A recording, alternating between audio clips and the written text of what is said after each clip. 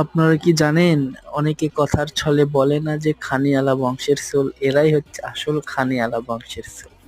দেখেন, এদের পুরুষ মহিলার কোনো ভেদাভেদ নেই, যে খায় সে খায়, একদম বাঘের মতো কামড় দিয়ে খাচ্ছে আর খাওয়ার স্বাদ গ্রহণ করছে। আসলে জীবনে খাওয়া ছাড়া আর আছে কি? আমরা বেঁচে থাকার জন্য খাই আর ওরা খাওয়ার জন্য বাঁচে। বুঝতে পারছেন? আমরা কি করি? বেঁচে থাকার জন্য খাই আমরা, আর তারা খাওয়ার জন্য বেঁচে থাকে। তারা খাবারকে পছন্দ করে, তারা খাবারকে ভালোবাসে। তাই তারা খুব স্বাদ নিয়ে, তৃপ্তি নিয়ে খাবার খাচ্ছে। তারা খাবার খেতে খুব ভালোবাসে এবং তারা শীত প্রধান দেশ হওয়ার কারণে তারা মাংসটা বেশি খায়।